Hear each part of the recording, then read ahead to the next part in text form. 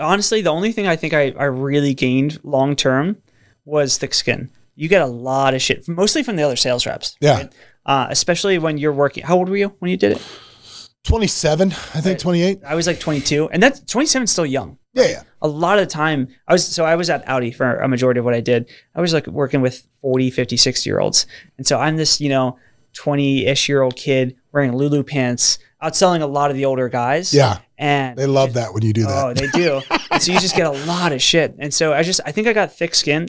You can get into the, the fundamentals of learning how to communicate with people. And, every time you come up to a lot, what questions to ask to not get the I'm just looking kind of thing, right? And how to go around that. And we can talk about the fundamentals if you will, but I think the real thing I got was just the ability to like take punches to the face over and over. And now, Escaping the Drift, the show designed to get you from where you are to where you want to be. I'm John Gafford, and I have a knack for getting extraordinary achievers to drop their secrets to help you on a path to greatness. So stop drifting along, escape the drift, and it's time to start right now. Back again for another episode of Escaping the Drift, the show that, again, man, it gets you from where you are to where you want to be. And today, I got somebody on the show in the studio that flew in just to be here with us. He is a guy that was the CEO of Educate.io, which is a massive company in the education space. He has been in the education space forever. He is a guy that can take you, he can do a lot of things, man. The guy's an expert at sales, but he can really take you, if you've got something that you want to package and you want to say, hey, I think the world needs to understand how to do this, and you want to do it in a way that makes money. We're going to talk about that with him today. His name is Paul Daley. Welcome to the show, man. You're way overhyping me, man. Welcome. Am I hyping you too much? Hyping me way too much of an intro, right? Too high expectations. No, dude, you're a young guy and you've done a lot of cool stuff. You've How old achieved. do you think I am? How old do I think you are? People think I am. I'm going to say you are 34 years old. You went high. I turned 30 this year. Did I go high? You just turned 30. I turned 30 this year. All right, well, how do you think I am? 44. I'll be 52 in 2 weeks. So there you go. Really great, man. We're both, I know, it's shading. It's all proper shading, a little slope down the nose, on the cheekbones. No, I'm just kidding. I'm pumping myself up now. No. But dude, you're a guy that's reached, you have achieved a lot of success. Thank you. In what you've done at a very early age. And I want to kind of go backwards before we go forwards. I do want to talk about everything that you do. And I watched some of your stuff, and me being in sales in the real estate space, I want to kind of dive deep on some of the stuff you were saying with sales, because I thought it was great. I thought it was really good. That's actually, real estate sales are so different a lot of the time than online sales. And so I'm surprised you actually like some of it. Well, I thought there's a lot of the same concepts, I think. I think people are people in a lot of different ways. And you said something in particular I'll get to in a little bit. But where are you from? Tell us a little bit about, young Paul. Where'd you come from? Tell me the story, man. I haven't been asked about young Paul yet. Born in Baltimore, Maryland. Actually, Hermosi's here in Vegas. I think we were born at the same hospital and kind of had for a lot of the time the same upbringing, if you will, in the same area. Never met him and still don't know him. But young Paul, I don't know, really introverted, nervous, non-social. Were you a good student? Terrible student. Robotics kid. I was a robotics kid. Got bullied like crazy. Just, I'm 6 foot now. I weigh like 180, and I'm way out of shape, but I used to have a decent build. Okay. I grew up, and you could have called me Beanpole. I was, grew up in high school at 6 foot, probably 120 pounds or something, which is like toothpick. Just bullied kid, introverted, nothing special about me by any means. I guess I can't answer that because I almost block out those years, if that makes sense. Do you really? Okay, well, let me ask you a question you should know, because most of the people that are industrious that come on this show, they always remember the first hustle. They remember the first thing they did to earn a buck. What was your first hustle? I remember my first sales call in the online space, right? And I was trying to teach someone how to close deals. Is that so? You didn't start selling? That can't be true, though. Oh yeah. So I mean, I had been my first sales started for me. If you want to go back to the stuff that I don't count, it's Sunglass Hut sales, right? Okay, dude, I worked at Sunglass Hut. Okay, so I totally did in the mall. Same here. And so maybe that breeds a lot of sales reps, But in high school, yeah. Yes, same here. Did it in high school. And I went from Sunglass Hut. The guy who brought me into car sales came in to buy a pair of Oakleys, and essentially just I've never applied for a job in my entire life. It just always has been. I'm a Christian, and God kind of just puts everything in my lap, and I fall right. I fall into the right place. And so got into car sales, got into government sales, got into software sales, and then from software sales is kind of when I start actually talking about my career, which is online stuff, And I still remember my first online sale was trying to essentially realize that I could make money on my own without someone paying a paycheck for me. Commission versus like your own money are two different things, right? It's very easy to make commission on a deal if it's under another company versus like no one knows who you are, talking to a stranger. They have no, there's no company behind you. It's just you. And it was like a $50 1-hour session that I closed somebody on to teach them how to close deals. And what's ironic about it is it probably spent like an hour and a half closing the deal and then like an hour and a half actually teaching them afterward on this. And so it's like 3 hours for $50. I probably, yeah, that's what you got. $15 an hour. Yeah, not the best scalability. I still remember that, man. That was like a mind-shattering thing for me. It's funny that you worked at Sunglass Hut because I did too. And to this day, my wife, when her sunglasses get out of whack, she'll hand them to me and be like, "Fix these." And I still like know how to like adjust the Ray-Bans and how you can play with bend them where they actually fit her face. So yeah, thank you, Sunglass Hut, for that life skill that I still use today. But it's interesting that you say you went to sell cars because I did too. Okay. And I only spent. I spent a total of 90 days on the car lot. So, well, here's what happened. So when I was getting out of the restaurant and bar business, which I was in for a great portion of my early 20s. Everything, man. Dude, I'm old, man. It is what it is. But yeah, you just find your way. But again, like you, falling into a lot of cool things. Yeah. Like I didn't have any major success in my life until my early 30s. I had a lot of really cool jobs, but I didn't really blow the doors off until much later in life because I was more concerned with doing cool stuff like running nightclubs and this and that and blah, blah, blah. But anyway, so when I was getting out of the nightclub business when I was 27, because I had bleeding ulcers and my doctor told me I would be dead if I didn't get he goes, "You need a life change," is what he told me. And I was like, holy shit, okay, maybe I need to get out of this. So we had sold off and gotten out of the bars and I was kind of like, what am I going to do? And my buddy was like, oh man, if you want to learn how to sell, you got two choices. I said, what's that? Because I called him. He was the vice president of WorldCom at the time. And I said, okay, what am I going to do? And he goes, well, you got two choices. He goes, you can either go sell Kirby vacuum cleaners door to door, or you can go sell cars. And I said, zero chance I'm going to sell Kirby vacuum cleaners. He's like, bro, I'm telling you. And I was like, not doing it. And he's like, I'll go sell cars. So I went and sold cars. And for me, he was right. I got a PhD in cars in 30 days. So I started at Nissan the first month. What year was this?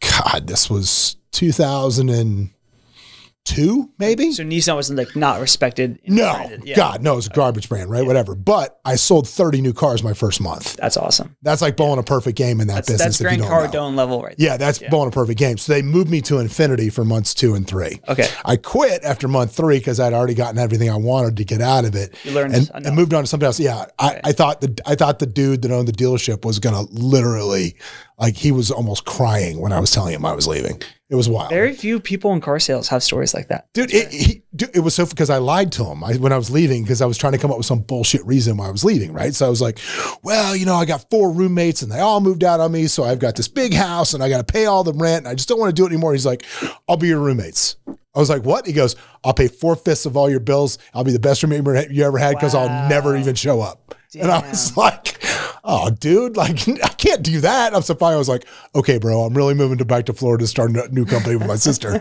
so I can't do it. But the point being was, what did you learn on the car lot? What did you learn there? Honestly, the only thing I think I really gained long-term was thick skin. You get a lot of shit, mostly from the other sales reps. Yeah. Right? Especially when you're working. How old were you when you did it? 27, I think 28. I was like 22, and that's 27 is still young. Yeah. A lot of the time, I was at Audi for a majority of what I did. I was like working with 40, 50, 60-year-olds. And so I'm this, 20-ish-year-old kid wearing Lulu pants, outselling a lot of the older guys. Yeah. And they love that when you do that. Oh, they do. And so you just get a lot of shit. And so I think I got thick skin. You can get into the fundamentals of learning how to communicate with people. And, every time you come up to a lot, what questions to ask to not get the I'm just looking kind of thing, right? And how to go around that. And we can talk about the fundamentals if you will, but I think the real thing I got was just the ability to like take punches to the face over and over and over. And thick skin. Exactly. For me, the number one thing I think I learned on the car lot, the number one thing was how important control was to the sale. Okay. What I mean was you guiding them all, like really maintaining control of the customer through the process.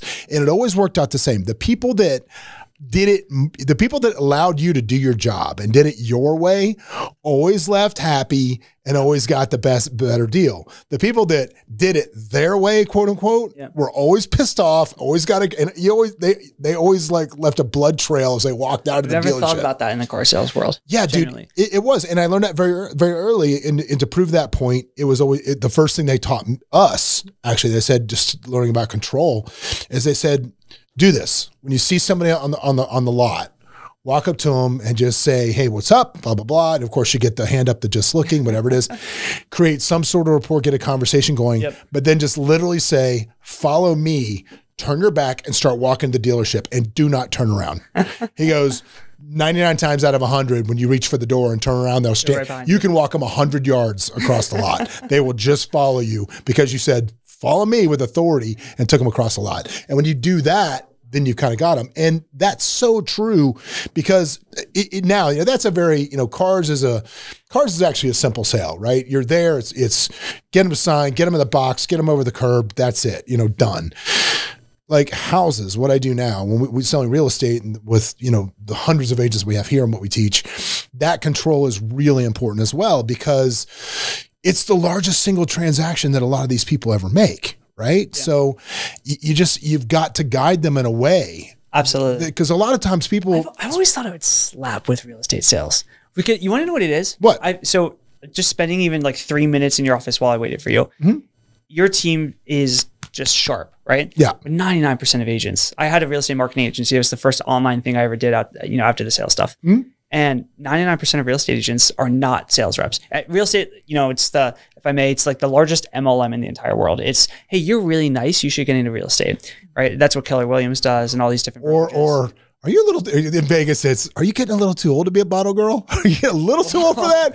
Maybe real estate. Maybe she do real estate. Yeah. And so you don't have like, if you're a bottle girl, the ex-bottle girl does real estate in Vegas, don't hate me. Yeah. Come on. I'm not being sexist. That's true. You all know it's true. Stop it. But the barrier of entry of like sales skills is so low that to be a good sales rep in real estate, I really think it's, you probably have I know you would have a whole different perception because you're in the space. Yeah. But I feel like it's very easy to stand out amongst the crowd in real estate. It is. It's very easy to be a standout, exceptionally good at this job. You know, one of the things that makes our company different, no, this is not a sales pitch for our company. It's working into that way, but we're one of the only brokerages in Vegas that will let people go.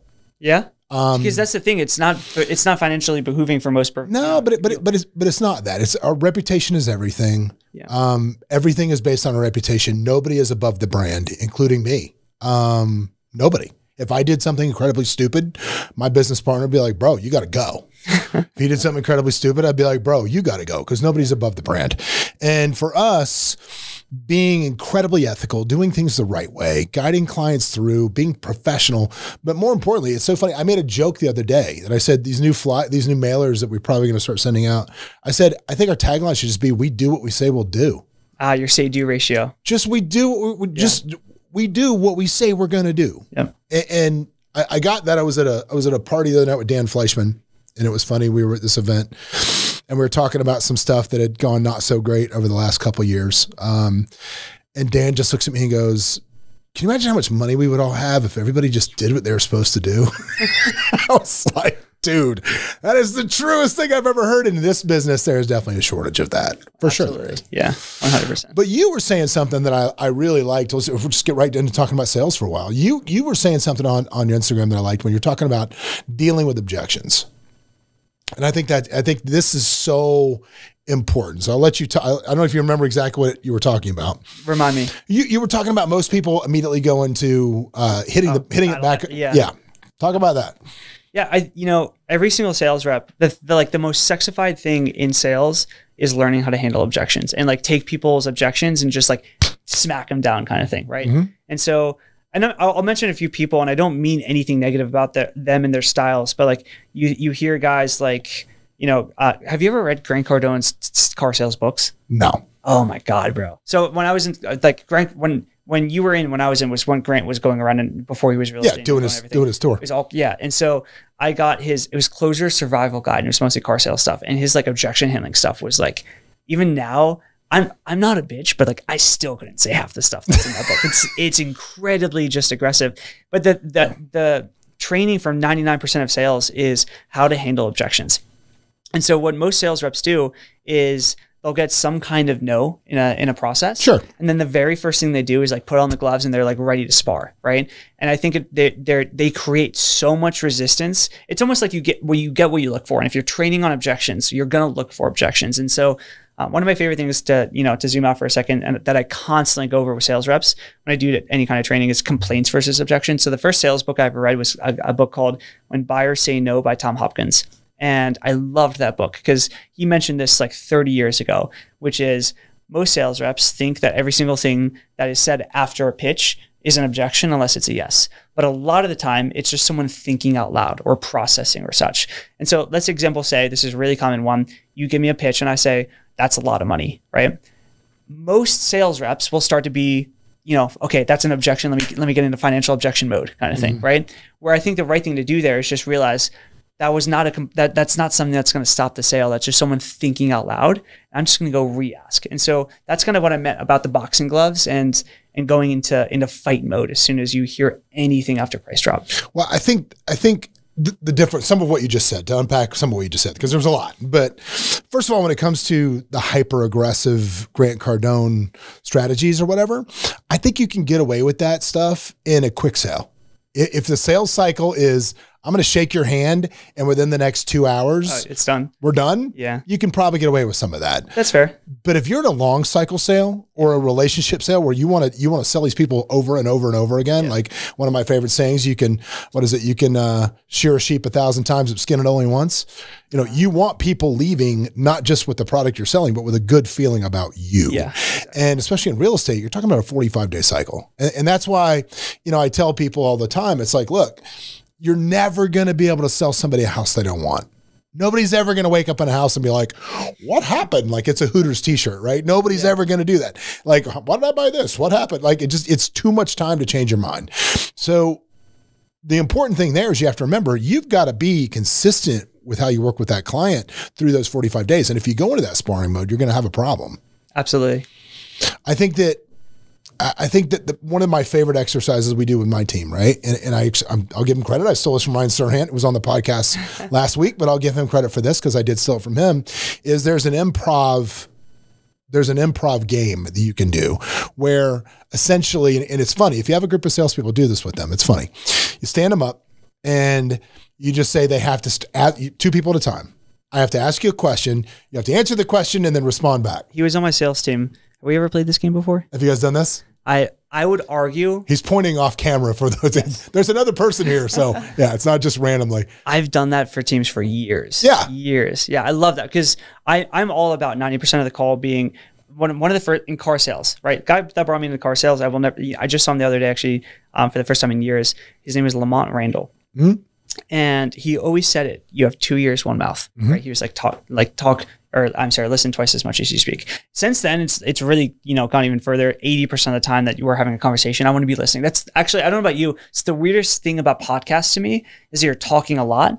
When we're out of the studio, I'm sure you're like me, where it's most of the time just listening and then speaking very seldomly, but when you speak and making it matter. Well, right? It'd be a pretty boring podcast if I just say it. Yeah, if we were just both trying to listen to the entire thing. I agree, but it's something about being in this room is very counterintuitive, I'm sure, to your character. Yeah, mind, right? Yeah. But the thing that I see, most people think a sales rep is a really good speaker or talker. I think that a good sales rep is a good listener and question asker. I think asking questions, it's actually I do a lot of coaching now. And one of the things that I rip people on constantly is just their inability to ask good questions. Asking a good question it's what makes a good podcaster. It's what makes a good sales rep. It's what makes good anything in business. And it's something that most people don't put any kind of attention into trying to grow in. Well, I think the funny thing that I have found that exercise exposes with my people is, in order for me, I don't know if you believe this or not, or how much I'm a huge believer in personality types. I disc test all of my people. Yeah. I'm looking for that high D, high I. That is the Michael Jordan of sales. That's what I'm looking for every time. I'm looking for that natural, call it athletic ability to close people. The aptitude or disposition. 100%. Yep. But the problem with that disc, what makes it so great at what we do, that's my disc, is you also have a tendency to really love to talk about yourself sometimes. And what I love about that particular exercise is when you're answering questions, but then asking a question very quickly, you can see when the questions they're asking are trying to guide the other person back to what they want to talk about. And it's like, no. Right now you're trying to let them feel good about themselves and talk about them. And it doesn't matter about you. And it's really interesting. I found that number one, it gets people good at asking questions, but it also exposes that moment where you're trying to guide the conversation to you. I look at something different when I'm going through it. So like the beginner version of that game, or I call it game, but exercise, whatever you want to go into, is sales reps make a statement and then almost put a question mark at the end, right? So that's like what a novice does. I'm sure you see that a lot, where it's just a statement and then they're like the tonality at the very end just makes it a question. And then the second thing is a general question response. What I look for is based on like where the conversation is going, can you ask a question that gets even deeper into the conversation in a way that is pretty intricate, right? I love when questions can go vertically deep instead of, horizontally general. Yeah, I think that's one of the things that we preach. Like most real estate agents, if you're listening to a real estate agent, let me describe 95% of the phone calls you have with people. Oh, what are you looking for? Oh, single family house. How many bedrooms do you want? 3. How big do you want? 2,000 square feet. Where do you want it? Green Valley. How much do you want to pay? Blah, blah, blah. Okay, great. Well, I'm going to do an MLS search, and if something pops up, call me back. Click. Right? That's it. So we train our people to go deep on each one of those questions. Like why? I don't care what you say. I want to know why. Yeah. So you tell me you want 2,000 square feet. Why? Why do you want 3 bedrooms? Do you have kids? Why do you have kids? Yeah. Where do they go to school? Are they school age? Is school important? All of those things. Yeah. And Is you're Green digging. Valley the best place, or yes, are you going to 100%. Yeah. But you're digging deeper into what they really, I get you want a house, but the house is almost irrelevant to the conversation. Are you trying to elevate your status? Do you have a growing family? Do you have a shrinking family? Did your spouse just cheat on you and you have a splitting family? Like, I want to get to the why. People probably don't even know as to why they're looking for something, right? Because the other side too, I would argue, and this might be a hot take to talk to someone who has a brokerage about or in real estate. I'll take it up. I like it. If you're just going to be someone who sends houses that fit what people are looking for to them, I'd argue your job is worthless, right? But if you're someone who finds out that what someone thinks they want is actually not really what they want, they actually want X and Y, then you're going to have not only insane wealth, but you're going to give so much value to the people around you. Your people are going to flock to you because you're essentially like a therapist in real estate. Yeah. Does it make sense? And I think that's where probably the value you found has been. 100%. With us, it's, like the last question that my people ask before we get off the phone. The last question is, oh, well, besides if it's an appointment, there's a tie down. But I'm saying the last question during the interview process, if we're talking to them, the last question they ask is, okay, I get the house. Besides the house, forget the house. Is there any other information we can get you? And they're like, what are you talking about? They're like, well, you're moving your life here. I mean, do you need to find, is the gym important to you? Yeah. What church do you want to go to? Does your kid need special needs? I mean, what, tell me about your life and let us also try to solve those problems. And I think when you go deep with somebody like that, sets you so apart, Oh, dude. Now you're a life consultant rather than just a real estate 100%. And it's so easy. It's easy for people to want to do business with you when you are presenting that solution to folks. You want to know what there's a line that I constantly say now. A buddy taught me it. But it's not that better is better. It's that different is better. And that's just so different than 9.9 out of 10 real estate agents, right? Well, it's just like you said, most real estate agents just like, great, I'll put you on MLS, click. Yep. And if you're the life consultant, people are going to get off the phone and be like, that was like, who is this guy or girl?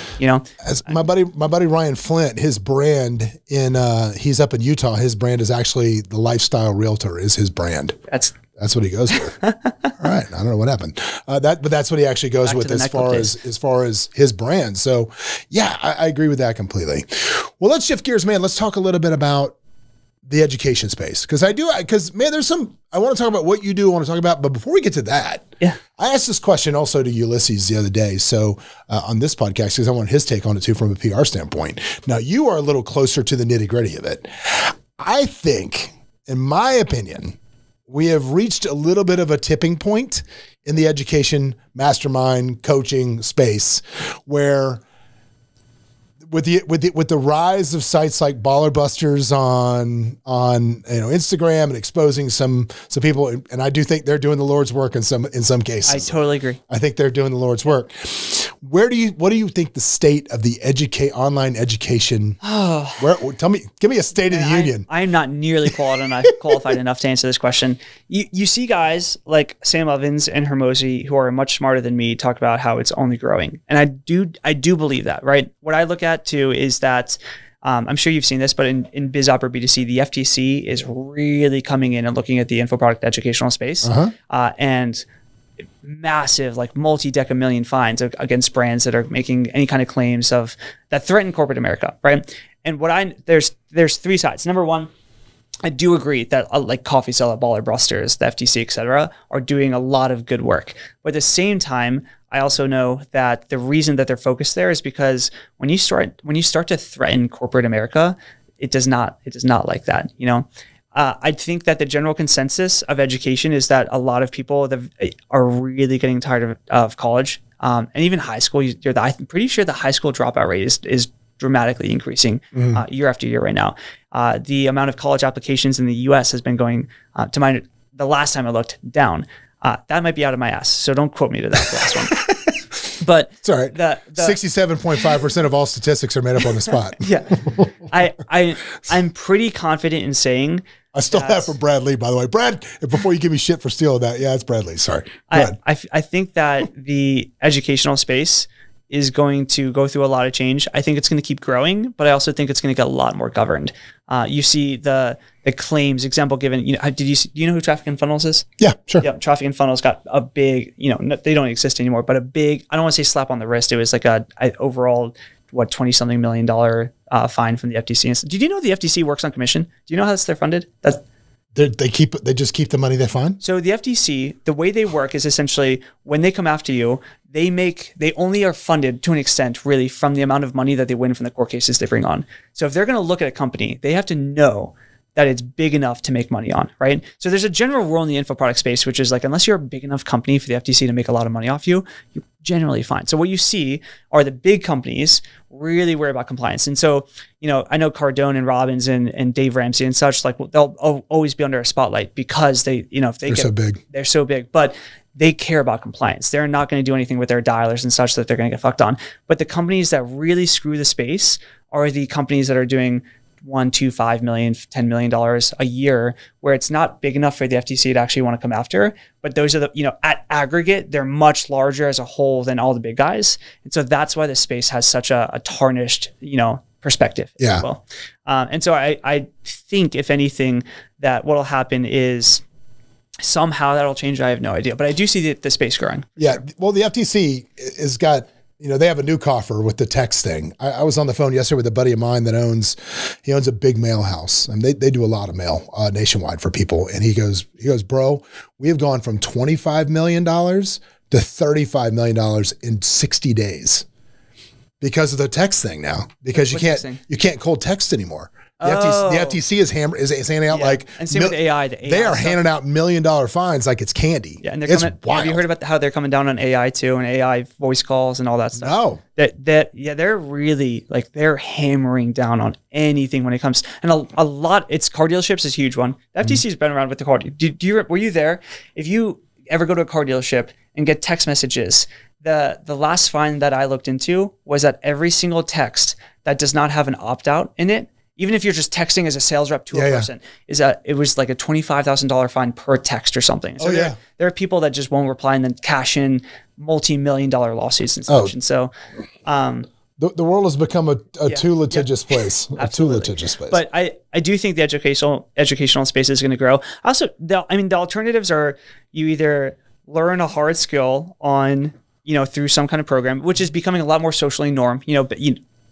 10 years ago, 5 years ago, if you told someone that you were, learning how to copyright online, they would look at you like taboo, right? Now, if you say that you're taking an online program, it's not normal yet, but it's a lot more accepted. And I think nowadays too, people are really unhappy saying that they go to school or paying for schooling and such. And I think that the entire traditional education system of university and such. I think that's going to go through a big change too. I think, cause I've got kids. I've got one that's 16 and one that's 14. And we talk about this a lot with the kids, and we talk about my son going to school. My son has Ivy League aspirations. He's got the grades for it. He's a smart kid. And my thing is, the only reason that I would want you to go do that is for the connections. Agreed. Strictly the connections. If other than that, we're going like parallel. What do you want to do?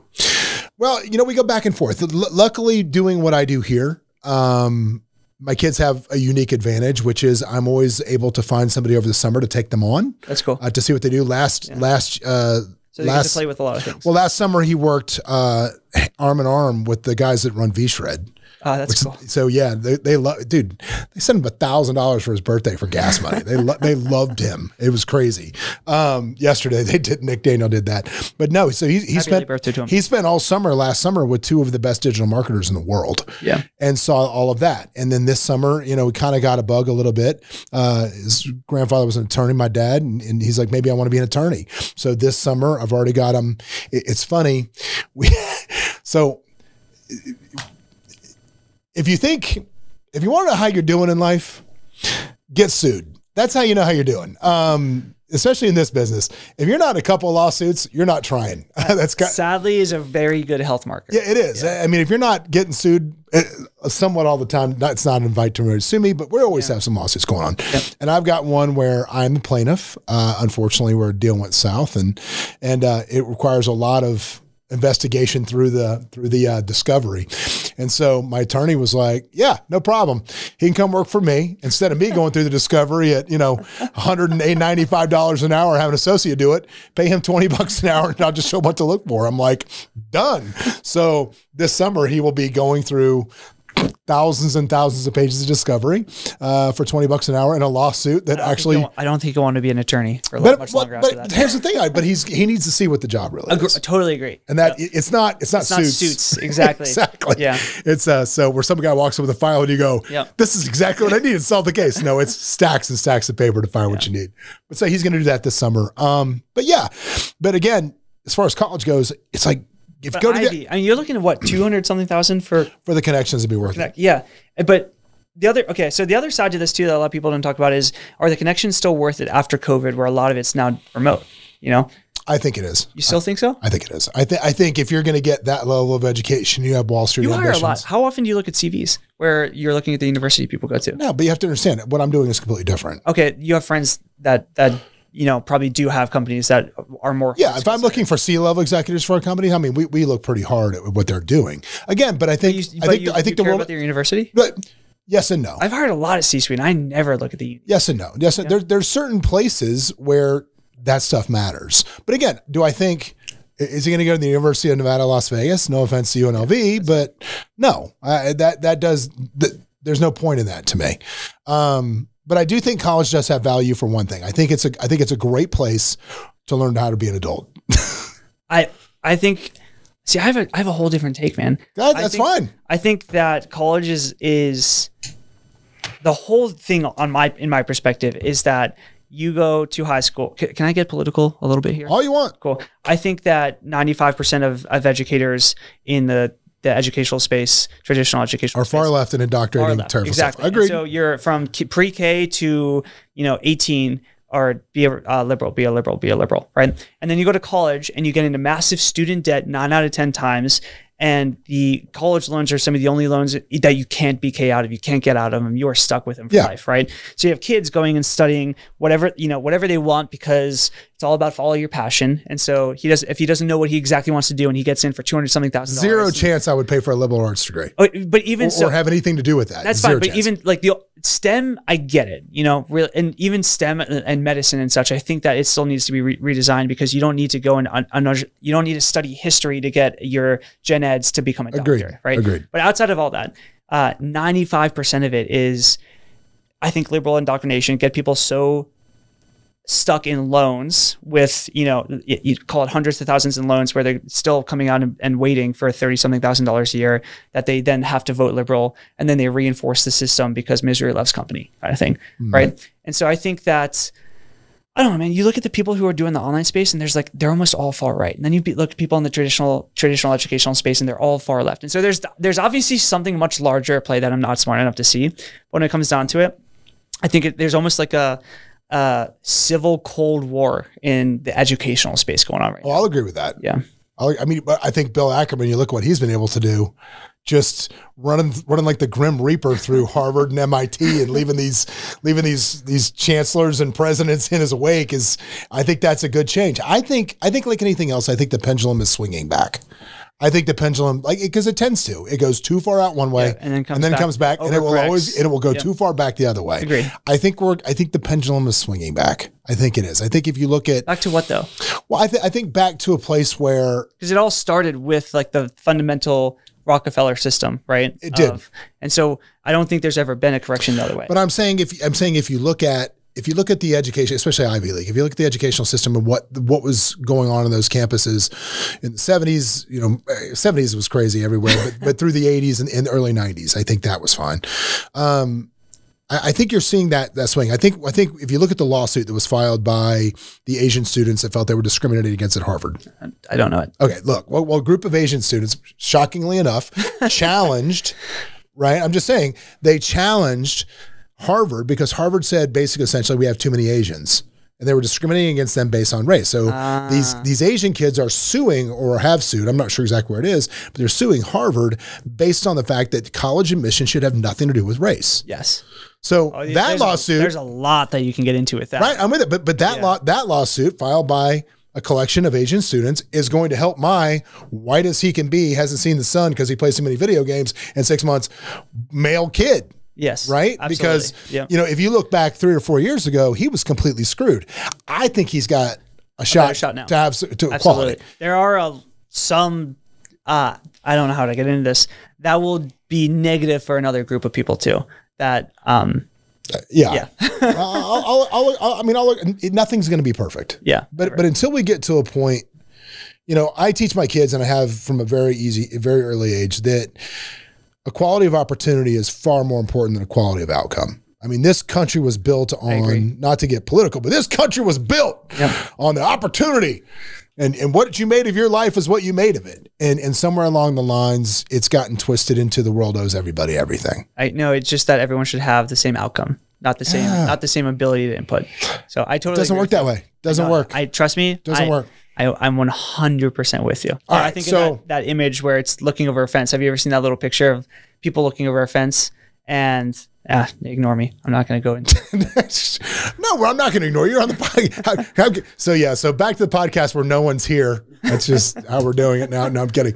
No, but so let's talk about education. Let's flip into that, because online space, which is what you really specialize in, is finding people that have something to say. Now, again, back to where the state of the online educational space, I think the biggest problem with the online education space is there are people that really can't do anything, really maybe have never done anything, are puffing their background, are faking who they really are, have become this person they're not, and now they're selling stuff. And then when maybe it doesn't work, or here's the problem, like if you're not, there's no education in the world that if everybody that buys it is going to change their life.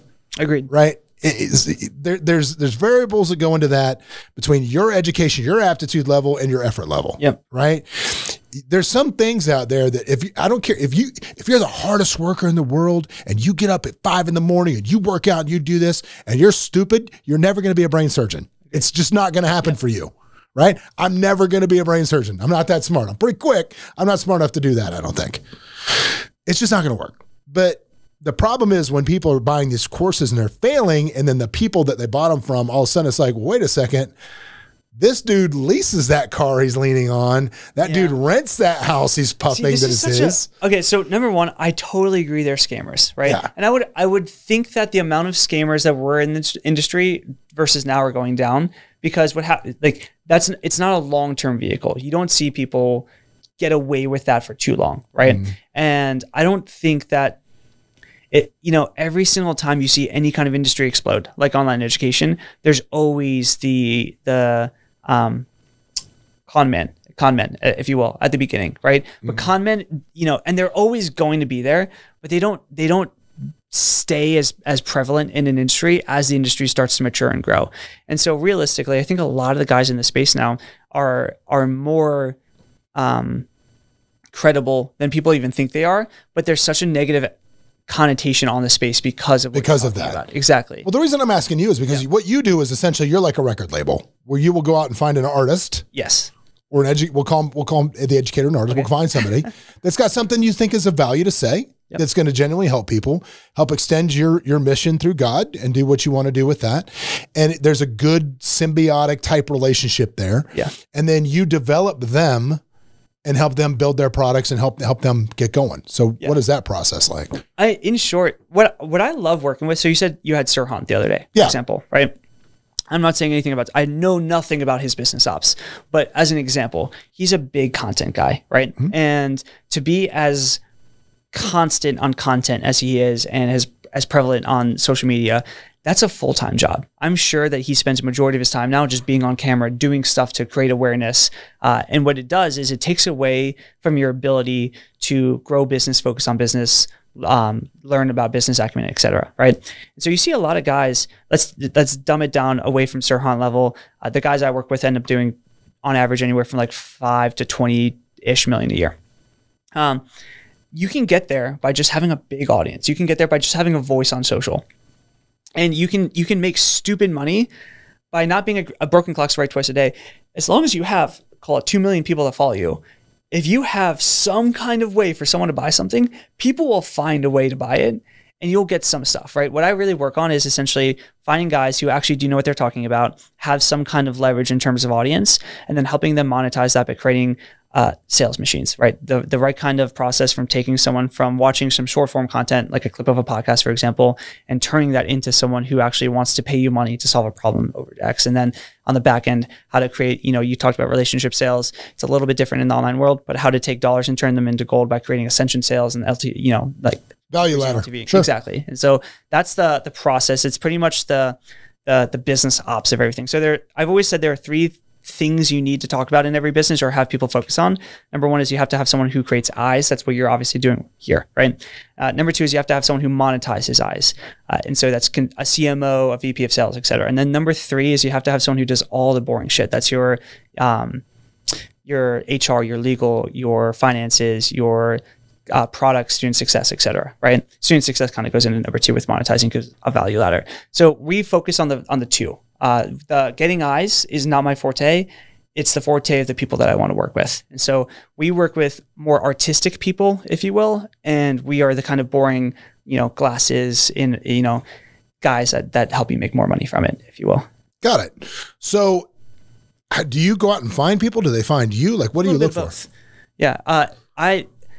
I've become, this sounds so douchey to say. I hate saying it, but it's the best way to say it. I've become a little bit of the if you know guy is how people are wording it. I love that. Yeah, I love it, but I hate saying it about myself. When people say it about me, it's cool. When I say it about myself to explain it, I feel like it's a douchebag thing to say. But that's what I'm like my brand internally in the online space is. If you know guy. I think the only thing you can't say about yourself is you can't call yourself cool. I think that's it. If you call yourself cool, you're definitely not. I think that's the only thing.